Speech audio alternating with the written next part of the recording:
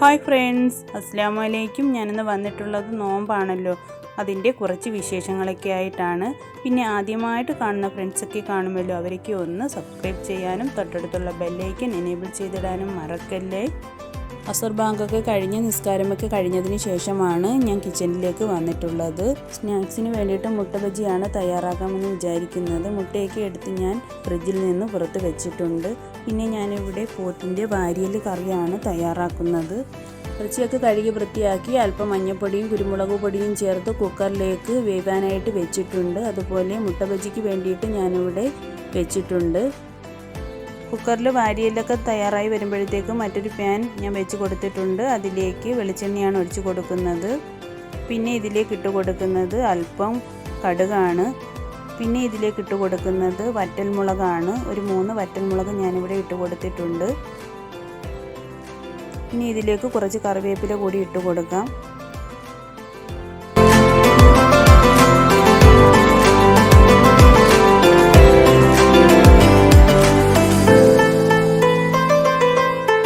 ഇതിലേക്ക് ഇട്ട് കൊടുക്കുന്നത് 3 സവാള കട്ട് ചെയ്തതാണ്. എന്നിട്ട് നല്ലതുപോലെ ഒന്ന് വഴറ്റി കൊടുക്കാം. സവാളയ്ക്ക് ഒന്ന് വഴന്ന് വരുമ്പോഴത്തേക്കും ഞാൻ മുട്ട ബജിക്ക് വേണ്ടിയിട്ട് കടലമാവാണ് എടുക്കുന്നത്. പിന്നെ അതിലേക്ക് കുറച്ച് അരിപ്പൊടിയും കൂടി ഇട്ട് കൊടുക്കുന്നുണ്ട്. ഇതിൻ്റെ റെസിപ്പി ഒന്നും ഞാനിതിൽ കാണിക്കുന്നില്ല, പെട്ടെന്ന് അങ്ങ് പറഞ്ഞു പോകുന്നതേ ഉള്ളൂ. അതിൽ പിന്നെ കുറച്ച് പൊടികളൊക്കെ ഇട്ട് കുറച്ച് സവാളയൊക്കെ കൊത്തിയരിഞ്ഞ് ഒക്കെ ഇട്ട് ഞാൻ എല്ലാം ഒന്ന് മിക്സ് ചെയ്ത് വയ്ക്കുന്നുണ്ട്.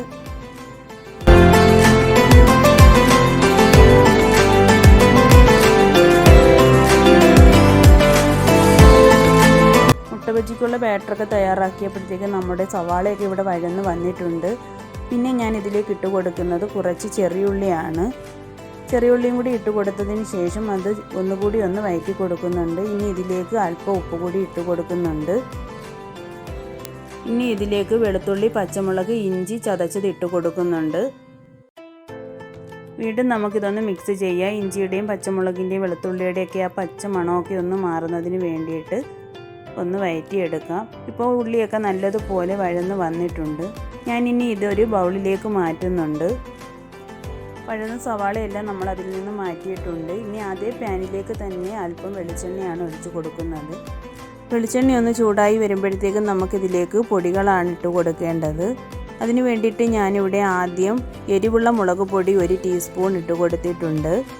ഇനി ഇതിലേക്ക് ഇട്ട് കൊടുക്കുന്നത് പിരിയൻ മുളക് പൊടിയാണ്. അത് ഞാനിവിടെ ഒരു 2.5 ടീസ്പൂൺ ഇട്ട് കൊടുക്കുന്നുണ്ട്.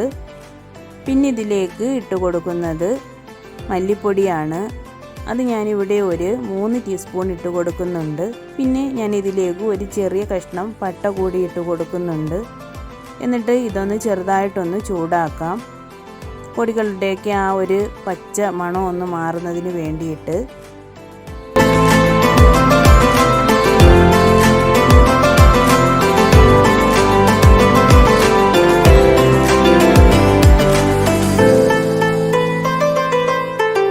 ഇനി ഇതിലേക്ക് 1/2 ടീസ്പൂൺ ഗരം മസാല പൊടി ഇട്ട് കൊടുക്കുന്നുണ്ട്. എന്നിട്ട് അതൊന്ന് ചൂടായി വരുമ്പോഴത്തേക്ക് നമ്മൾ നേരത്തെ വഴറ്റി മാറ്റി വെച്ചിട്ടുണ്ടായിരുന്ന സവാള ഉണ്ടല്ലോ, അത് അതിലേക്ക് ഇട്ട് കൊടുക്കാം. എന്നിട്ട് ആ പൊടികളും ആ വഴറ്റിയ സവാള എല്ലാം കൂടെ നല്ലതുപോലെ ഒന്ന് മിക്സ് ചെയ്തെടുക്കാം.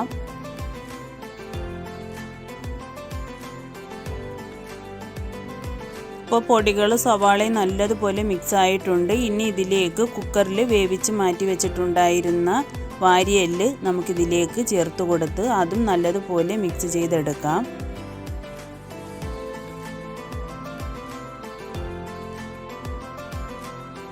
ഇനി ഇതിലേക്ക് കുറച്ച് ചൂടുവെള്ളം ഒഴിച്ചു കൊടുക്കാം. ചൂടുവെള്ളം ഒഴിച്ചു കൊടുത്തതിന് ശേഷം നല്ലതുപോലെ ഒന്ന് മിക്സ് ചെയ്ത് കൊടുക്കണം.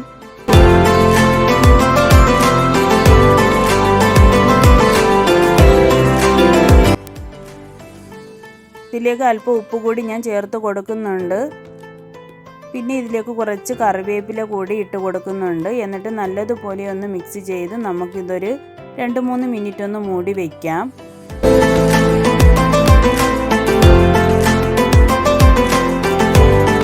ഇപ്പോൾ ഒരു 3 മിനിറ്റ് ആയിട്ടുണ്ട്. നമ്മുടെ കറിയൊക്കെ ഇവിടെ റെഡിയായി വന്നിട്ടുണ്ട്. ഇനി ഇതിലേക്ക് അല്പം മല്ലിയില കൂടി ഞാൻ ഇട്ട് കൊടുക്കുന്നുണ്ട്.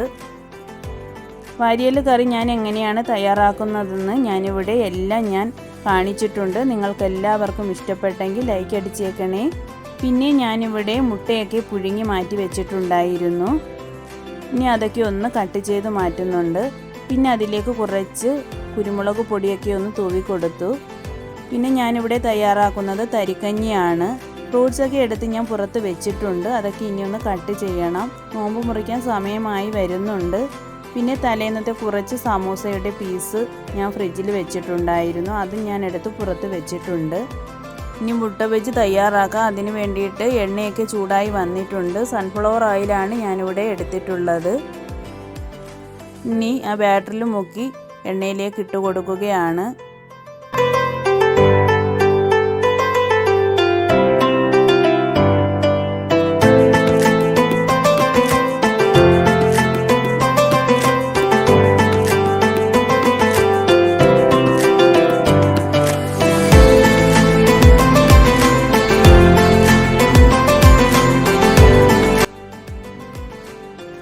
മുട്ട ബജി ഇവിടെ റെഡി ആയിട്ടുണ്ട്. നമുക്കതിനെ കോരി ഒരു പാത്രത്തിലേക്ക് മാറ്റാം.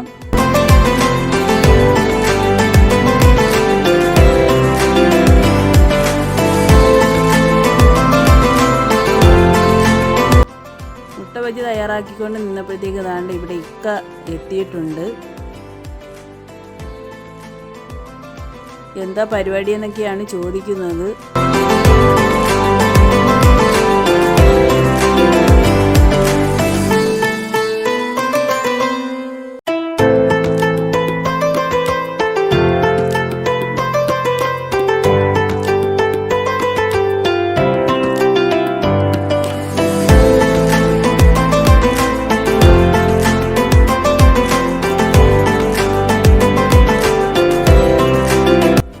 മുട്ട ബജിയും സമൂസയൊക്കെ റെഡി ആയിട്ടുണ്ട്. ഇനി കുറച്ച് പാത്രങ്ങളൊക്കെ ഉണ്ട്. അതൊക്കെ ഒന്ന് കഴുകി വൃത്തിയാക്കുകയാണ്. അപ്പോഴത്തേക്ക് ഇക്ക വന്ന് ഫ്രൂട്ട്സൊക്കെ കട്ട് ചെയ്യാനായിട്ട് സഹായിക്കുന്നുണ്ട്.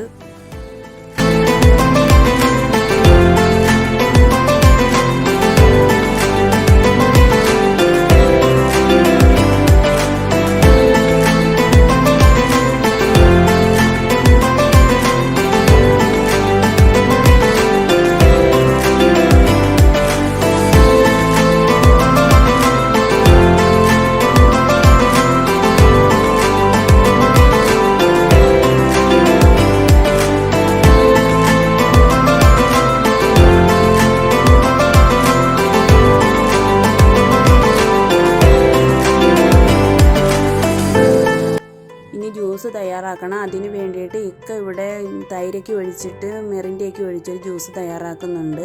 ഞാനിവിടെ ഫ്രൂട്ട്സൊക്കെ വെച്ചിട്ടുള്ള ജ്യൂസും തയ്യാറാക്കുന്നുണ്ട്.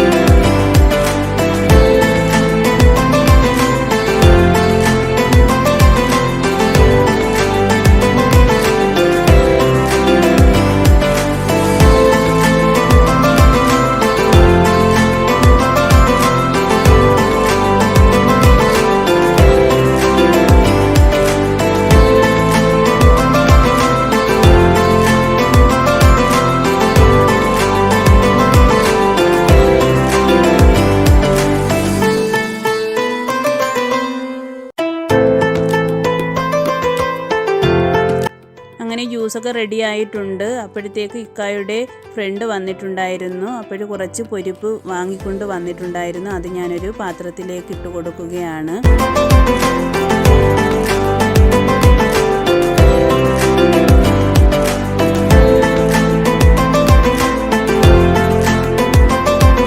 എല്ലാം ടേബിളിലേക്ക് മാറ്റിയിട്ടുണ്ട്. ഇനി ബാങ്ക് കൊടുക്കാനായിട്ട് കുറച്ച് സമയം മാത്രമേ ഉള്ളൂ.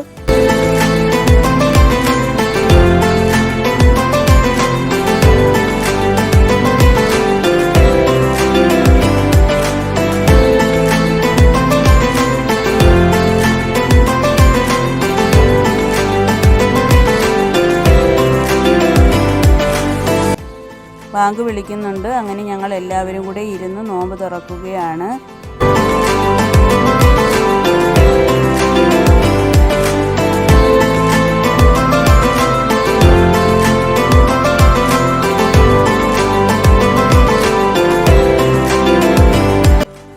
നോമ്പൊക്കെ തുറന്നതിന് ശേഷം അവർ നിസ്കാരത്തിനായി പോയിട്ടുണ്ട്.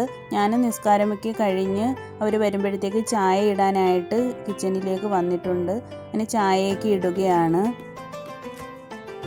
പിന്നെ തരിക്കഞ്ഞി ഉണ്ടാക്കിയായിരുന്നു, അതും ഞാൻ ഒഴിച്ച് വയ്ക്കുന്നുണ്ട്.